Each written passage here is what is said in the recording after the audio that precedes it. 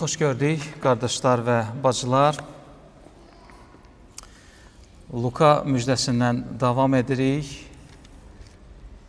Ay yarımlıq fasilədən sonra 19-cu fəsildir. 28-ci, 40-cı ayələr.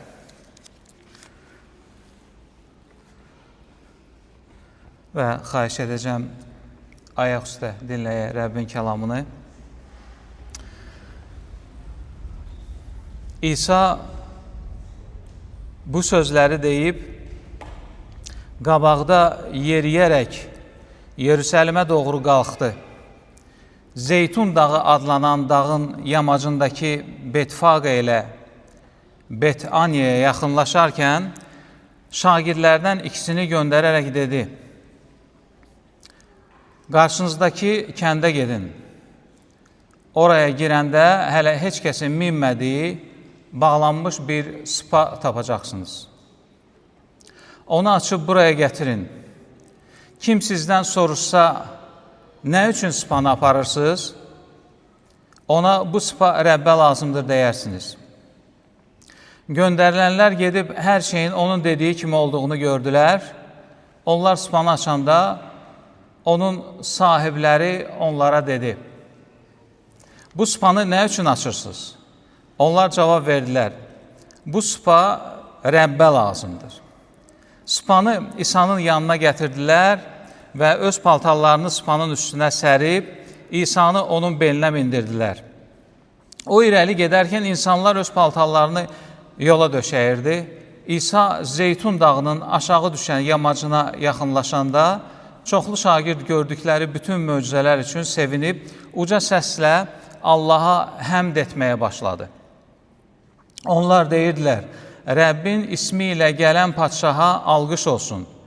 Göydə sülh, ən ucalarda izzət olsun. İzdihamın arasından bəzi fəriseylər ona dedilər: müəllim, şagirdlərinə qadağan et. Lakin İsa cavabında onlara dedi: sizə bunu deyirəm ki, əgər onlar sussa, daşlar dilə gələr. Bu, Rəbbin kəlamıdır. Amin. Xahiş edirəm, əyləşin.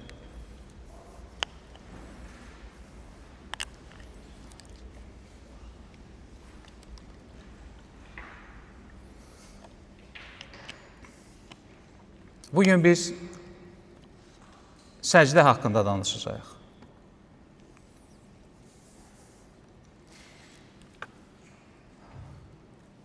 Ümumiyyətlə, yəqin ki, hər bir insanın həyatında elə bir məqamlar olur. O öz-özünə sual verir. Bəlkə də dəfələrlə bu sualı həyatının müxtəlif mərhələlərində verir. Mən nə üçün bu dünyaya gəlmişəm? Mən nə üçün yaşayıram? Mənim həyatımın mənası nədir? Və fəlsəfədə bu növ suallara ekzistensial suallar deyilir və filosoflar əsrlərlə bu suallara cavab verməyə cəhd ediblər. Və bunu edərkən, bu suallara cavab verərkən bəziləri idraki önə qoyurlar ki, insan idrakda fokuslanmalıdır. Digərləri azadlığı irəli sürürlər. Digərləri yaxşılığı, elələri də olur ki, sevginin mərkəzdə olmasını mərkəzdə qoyurlar. İnsan həyatının mənası azadlıqdadır, idrakdadır və s. və ilaxır. Mənim həyatım zamanında gördüyüm bir kəskin dəyişiklik var. Yəni, mən gənclikdə gördüyüm bir cəmiyyətlə indiki cəmiyyət arasında xeyli fərq var. Və indi deyərdim, indiki nəsil, indiki insanlar, indiki cəmiyyət daha çox öz azadlığı haqqında düşünür. Misal üçün, mən 80-lərin gəncliyini indiki gəncliklə müqayisə etdikdə, mən görürəm, indiki gənclik daha çox azadlıqda fokuslanıb. Misal üçün, bir çox məsələlərdə indiki gənclər nəinki qohumlardan, 80-lərdə qohumların da bir təsiri var idi. Hətta valideynlərdən belə azad qərarlara gəlmək istəyirlər. Bizim xalqda belə bir deyim var idi, valideynləri görəndə deyirlər, oğlumu nə vaxt evləndirirsən? Yəni, evləndirmək sırf valideynlərin səlahiyyətində idi zamanında. Amma görürük ki, bu indi tamamilə belə deyil. Biz görürük ki, indiki cəmiyyətdə olan insanlar daha çox azadlığa fokuslanırlar və düşünürlər ki, həyatın mənası mənim azadlığımdadır və mən öz həyatımı idarə edirəm. Və bu, bütün, demək olar ki, dünyanın bütün ölkələrində demək olar ki, belədir. Bu mətndə bu mətnin içində İsa bizə insanı tamamilə başqa bir tərəfdən göstərir və insana özünü tamamilə başqa bir tərəfdən göstərir və insanın təyinatını tamamilə başqa bir tərəfdən göstərir və bu suallara cavab verməyə çalışan bütün bəşəriyyətin cavabı bu qısa bir parçadadır.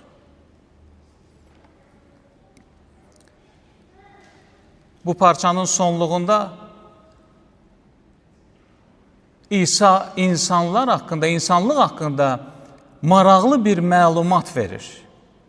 Maraqlı bir məlumat verir və bu insan həyatını təyin və müəyyən edən bir məlumatdır ki, Məsih bütün bəşəriyyətə bu parça vasitəsilə fariseylərə verən cavabında o deyir ki, insan səcdə üçün yaradılır. Mən bilmirəm nə dərəcədə bu fikir bizim ağlımızda hakim bir mövqeydədir, lakin İsa'nın sözü belədir ki, insan ümumiyyətlə səcdə üçün yaranıb. Və insan səcdə edən bir varlıqdır. İnsan hər zaman, bilməm sizin həyatınızda belə bir şey var, yoxsa yoxdur. Ancaq mən öz uşaqlığımı belə xatırlayanda ağlım kəsən məqamlardan mən nəyəsə, kiməsə səcdə etmişəm. Və bu bizim hər birimizin həyatında belə olub. Bu hər bir insanın həyatında belədir və belə də olacaq. İnsan hər zaman nəyəsə, yaxud kiməsə səcdə edir. İnsan səcdə edən varlıqdır və bu parçanın mesajı, Məsih bu parça vasitəsilə bu mesajı verir ətrafındakılara.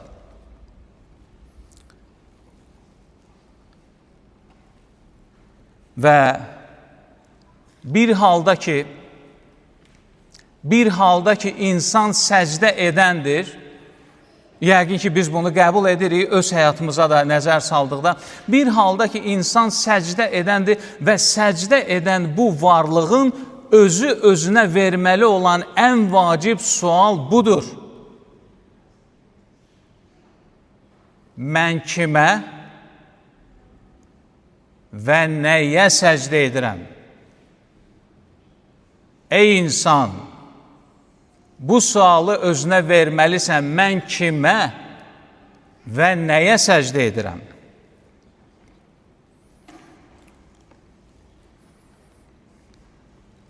Mən təyyarələrdə uçanda, bilmirəm göyə yaxın olduğum üçün və yaxud yerdən uzaq olduğum üçün nisbən, mən ölüm, həyat və həyatın mənası haqqında daha çox düşünməyə başlayıram. Bilirsiniz, siz arxain bir yerdə olanda, müəyyən bir səlahiyyətə malik olanda, müəyyən bir maddiyyata və yaxud ki, mövqeyə malik olanda siz özünüz haqqında çox şişirdilmiş bir təsəvvürə malik olursunuz və təyyarədə bunların hamısı keçir. Dünyanın nə qədər böyük olduğunu biz görməyə başlayırıq, fiziki olaraq görməyə başlayırıq.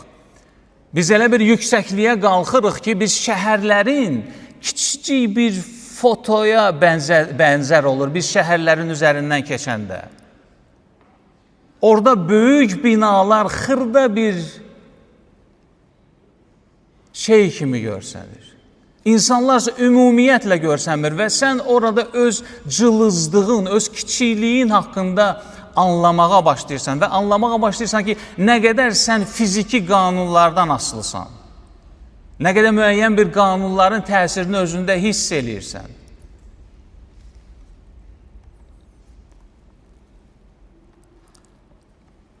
Fikirləşirəm ki, təyyarədə uçan dünyanın fiziki, maddi mənada ən güclü insanları da bu cılızlığı hiss etməlidir. Bugün oxuduğumuz və 4 ayəsi eşşəyə həsr olunmuş bu parçada, eşşəklə bağlı olan bu parçada biz görürük ki, Spanın təsviri verilir, onun sahibləri haqqında o necə olacaq, harada şagirdlər onu götürəcək. Biz qeyri-adi bir mənzərə görürük.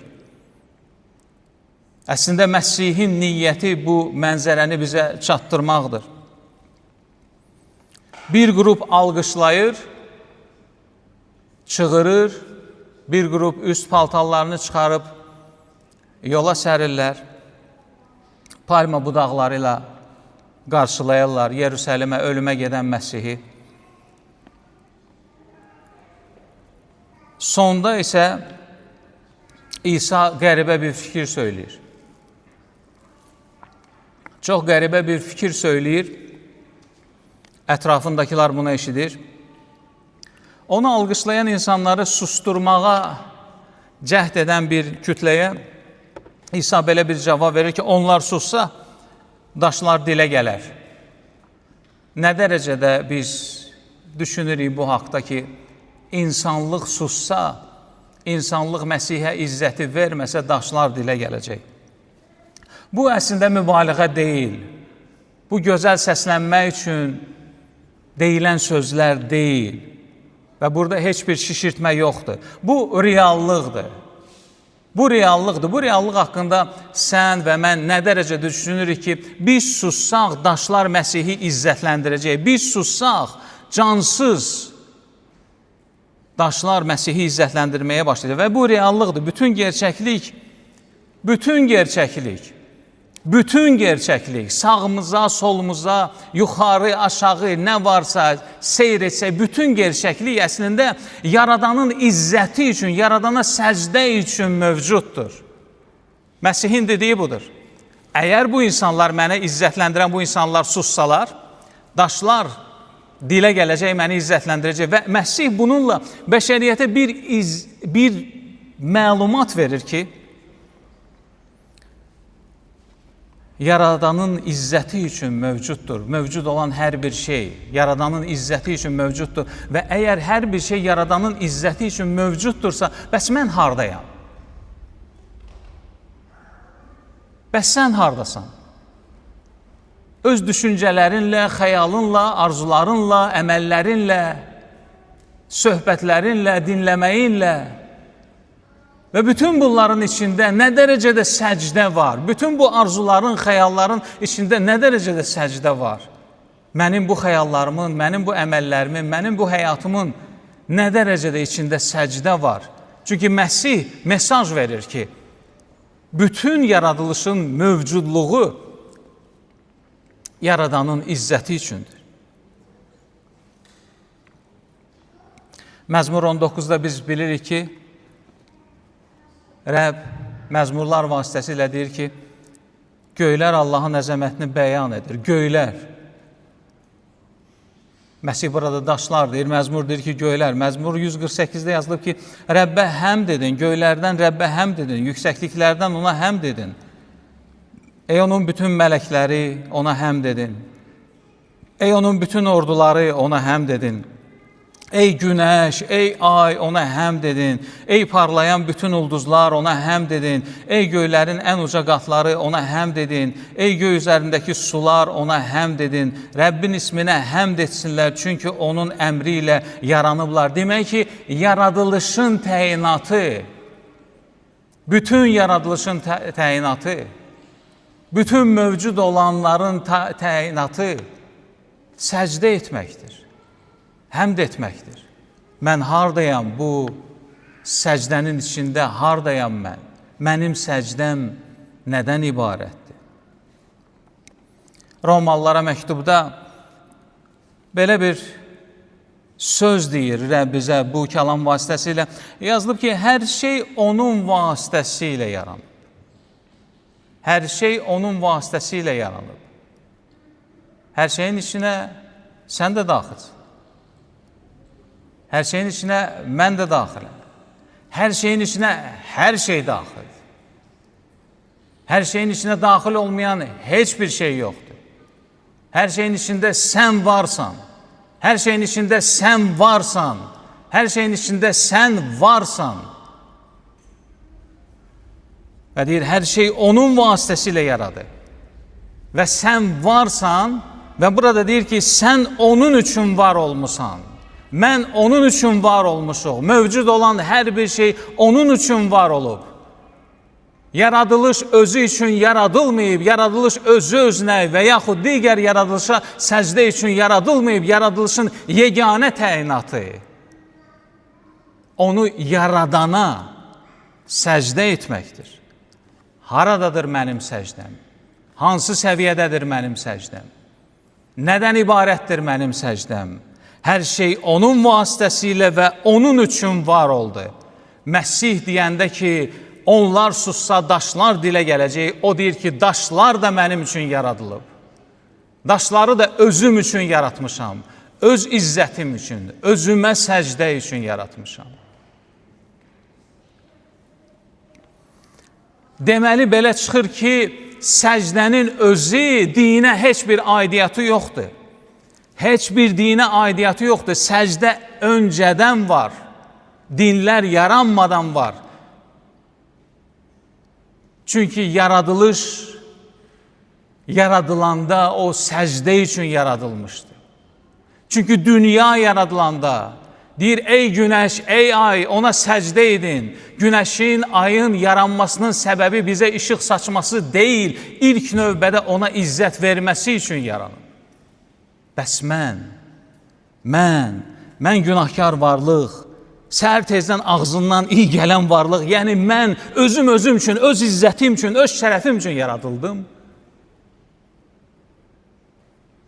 Yox, sən də, mən də, daşlar da, aylar da, ulduzlar da, mələklər də, dənizlər də, göy qübbəsində olan sular da, hər bir şey onun izzəti üçün yaradılıb.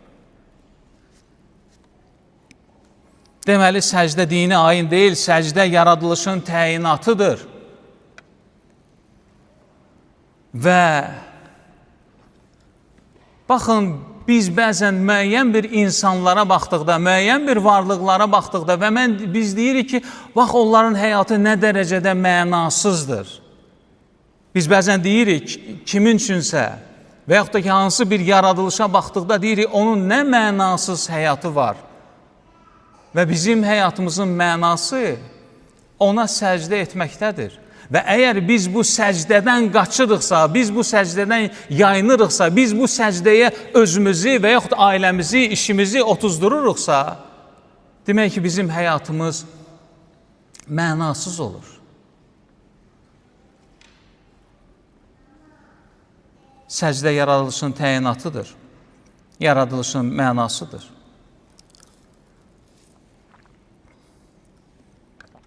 Günah bu dünyaya nə edib? Və bilirsiniz, heç bir yanlış yol, heç bir yanlış əqidə insanlığa gəlib demədi ki, sən səcdə etmə, sən səcdə etmə. Və insanlar səcdədən imtina etmədi. Baxaq, sağımıza, solumuza, hətta kilsədə özümüzə, hər bir insana baxaq. Hər bir insan səcdə edir. Hər bir insan səcdə edir. Kiməsə, nəyəsə səcdə edir. Hər bir insan səcdə edir. Günah nəticəsində şərin əsas hədəfi bu səcdəni dayandırmaq deyil. Şər səcdəni dayandırmaq istəmir. Sadəcə səcdəni təhrif etmək istəyir. Səcdənin hədəfini dəyişir. Səcdənin təyinatını dəyişir. Biz baxaq, öz həyatımıza da baxdıqda bunu müşahidə edə bilərik. Yaxınlarımızın həyatında da bunu müşahidə edə bilərik. Dünyada da bunu müşahidə edə bilərik. Hər kəs səcdə edir. Hər kəs səcdə edir. Sadəcə şərin istəyi bu idi ki, sən səcdə etməli olana səcdə etməyəsən. Səcdə etməməli olana səcdə edəsən. Amma sənin həyatında səcdəni saxlayır və sən fikirləşirsən ki, mən səcdə edirəm. Əsas hədəfi şərin səcdə etməli olanı kənara qoyub, səcdə etməməli olanı o taxta otuzdurmaq və səndə elə bir fikir, düşüncə formalaşır ki, mən səcdə edirəm və mən yaxşı səcdə edirəm və şər istədiyinə nail oldu.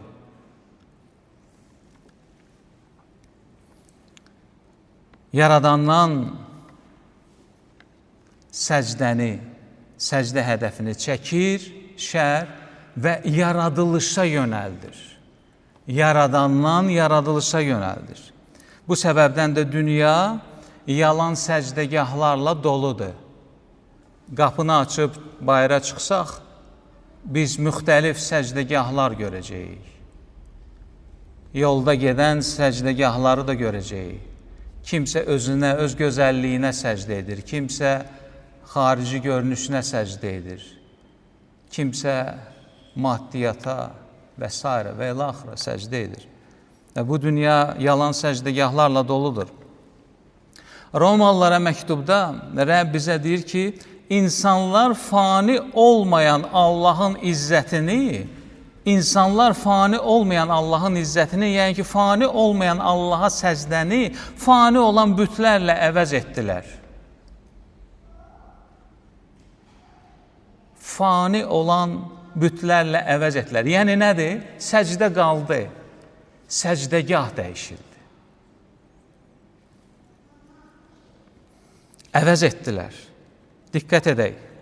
Səcdə dayandırılmır, hədəf dəyişdirilir, fani olmayan fani olanla əvəz edilir. Avqustinin belə bir sözü var, o hər zaman mənim üçün çox təsirlidir, onu öz tövbəsində dediyi sözlərdir. Deyir, ürəklərimiz, ya Rəbb, ürəklərimiz səndə rahatlıq tapmayana qədər, ya Rəbb, ürəklərimiz səndə rahatlıq tapmayana qədər dincliyin nə olduğunu bilmir. Yəni biz nəyəsə, kiməsə bütün ömrümüz boyu səcdə edə bilərik, bütün ömrümüz boyu öz arzularımıza, xəyallarımıza doğru gedə bilərik, qaça bilərik, yürüyə bilərik, uğurlar əldə edə bilərik. Lakin ürəyimiz heç vaxt dinclik tapmayacaq. Çünki bizim ürəyimizin dincliyi yeganə yer Rəbbə səcdə etməkdədir. Onun yanında olmaqdadır. Kim pul ilə bu dünyada rahatlıq tapıb? Baxaq zənginlərə, bu dünyanın zənginlərinə, varlılarına. Onlar rahatlıq tapsaydılar, o işdən uzaqlaşardılar. Deyərdilər, bizdə kifayət qədər var, onlar rahatlaşa bilmirlər, onlar dinclik tapa bilmirlər və s. digər bütlərin ardınca gedənlər də. Ümumiyyətlə, belə bir söz eşitmişəm ki, bütün niyyəti sonunda sənin həyatını darmadağın etməkdir. Sənin həyatını bərpa etmək deyil, sənin həyatını darmadağın etməkdir.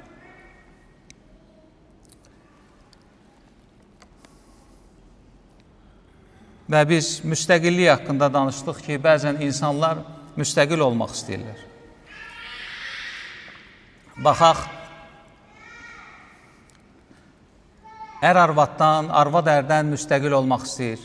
Hər biri öz gəlirini, hər biri öz biznesini qurmaq istəyir ki, mən ərimdən asılı olmayayım.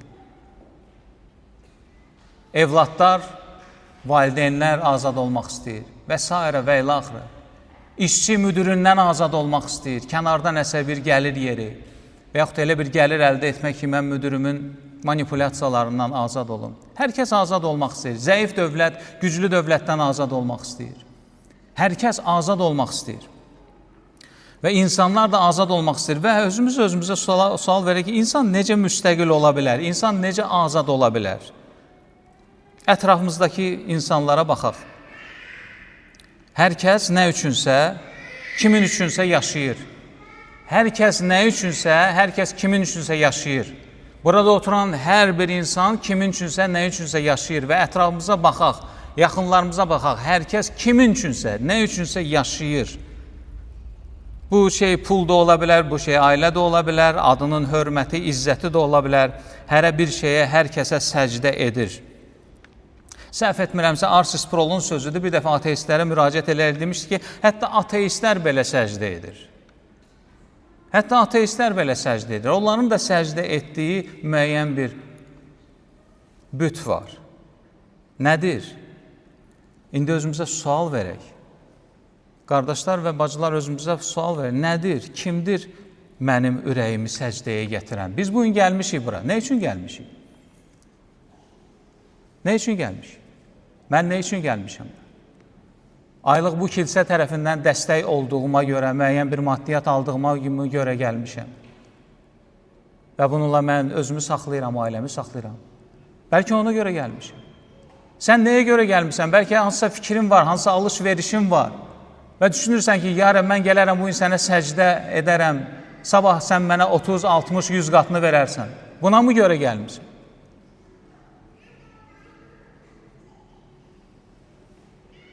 Bir qul qorxusu var. Gəlməsəm ağam məni cəzalandırar. Bəlkə buna görə gəlmişsən. Bir alverçi təfəkkürü var. Mən sənə bunu verərəm, sən mənə onu verərsən. Bəlkə buna görə gəlmişəm. Bəlkə adət də ona görə gəlmişəm. Bəlkə illərlə də gəlmişəm, vərdiş etmişəm və bugün mənim heç bir işim yoxdur. Bugün toy yoxdur, konsert yoxdur, ad günü yoxdur. Ona görə gəlmişəm. Özümüzə sual verək, mən nəyə görə buradayam? Sualın cavabı mən kimə görə buradayım olmalıdır? Nədir mənim ürəyimi, nədir sənin ürəyini səcdəyə gətirən?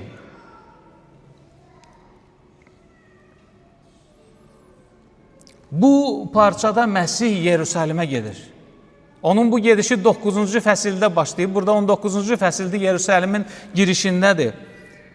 Və nə idi onun Yerusəlimə getməyinin səbəbi? Biz kəlamı bildiyimizə görə o çarmıxa gedirdi, o ölümə gedirdi. Məsihin yer üzünə gəlməsinin əsas səbəblərindən biri itmiş, kimə səcdə etməyi unutmuş, səcdə ediləni görməyənə səcdə edəni göstərmək idi. Çünki bəşəriyyət kördur, bilmir kimə səcdə etmək lazımdır. Bilmir harda, necə səcdə etmək lazımdır. Məsih gəldi ki, göstərsin kimə səcdə etmək lazımdır. Gəldi ki, göstərsin Allah necədir. Gəldi göstərsin ki, Allah sadədir, sıpaya minib. O işğalçılar kimi, o qürurlular kimi fil üzərində gəlmir, dəvə üzərində gəlmir, ağac üzərində gəlmir, ətrafında ordu yoxdur.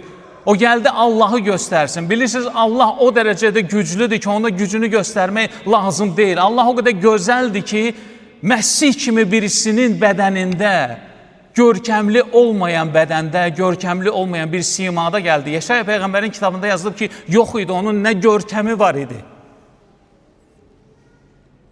nə gözəlliyi var idi.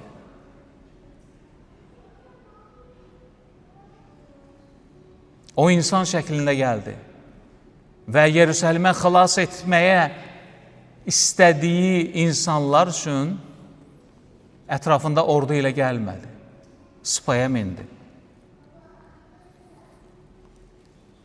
Məsih yaradanı bizə göstərir və o fəriseylərə verən cavabda o bütün bəşəriyyətə deyir ki, səcdəyə tək layiq olan mənəm. İsa bu parçada səcdəni qəbul edir. diqqətlə oxusaq biz görürük ki, İsa səcdəni qəbul edir. Heç bir peyğəmbər səcdəni qəbul etməyib. Oxuyun müqəddəs kitabı, Bibliyanı. Bütün kitablarını oxuyun. Heç bir peyğəmbər səcdəni qəbul etməyib. Heç bir mələk səcdəni qəbul etməyib. İsa peyğəmbər idisə və bu cür həlim peyğəmbər idisə və bu cür təvazökar peyğəmbər idisə, o necə səcdəni qəbul edə bilərdi əgər o peyğəmbər idisə? O səcdəni qəbul edir. Nə üçün? Çünki o Rəbdir. Sıpa üzərində gələn padşah, sıpa üzərində gələn padşah, dünya belə padşahı qəbul etməyə hazır deyil. Dünya fil üzərində, dəvə üzərində gələn padşahı qəbul etməyə hazır idi. Və bugün də bizim anlayışımıza sığmır. Necə Allah çarmıxa gedə bilər? Necə Allah ölə bilər? Necə Allahın ehtiyacları ola bilər? O sadəcə göstərmək üçün, səcdəgahı göstərmək üçün insan bədənində gəlir. Özünü güclü göstərmək zəiflərə məxsus xüsusiyyətdir. Özünü güclü göstərmək zəiflərə məxsus olan bir xüsusiyyətdir.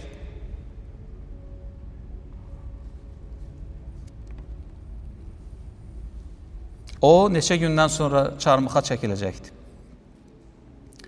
Nə üçün? Çünki bu çarmıx insanı yalan səcdədən azad edir. Çünki çarmıx insanı yalan səcdədən azad edir. Biz çarmıxa səcdə etmirik, onun işarə olduğunu anlayırıq ki, çarmıxda bizə istiqamət göstərilir ki, kimə və nə üçün səcdə edilməlidir. Məsih insanları saxta səcdədən çarmıx vasitəsilə qurtarır. Biz bütlərə öz iradəmiz ilə qalib gələ bilmirik. Qalib gələ bilmirik bütlərə. Hətta ehtiraslarımıza qalib gələ bilmirik. Ürəyimizin sevgisi ilə qalib gələ bilirik. Ürəyimizin sevdası ilə qalib gələ bilirik. Məsih çarmıxda bizə ürəklərimizi fəth edir və ürəyimizin yeganə və ali sevgisi olur. Biz çarmıxda Allahın sevən və ata ürəyini görürük. Biz görürük ki, o ürəyini verir bizim üçün. Çarmıxdakı mənzərə bizi həqiqi səcdəyə gətirir. İnsan hər zaman həyatının mənası nədir sualına cavab axtarır. Məsih bu suala cavabdır. Həyatın mənası padşahı tanıyıb ona səcdə etməkdir.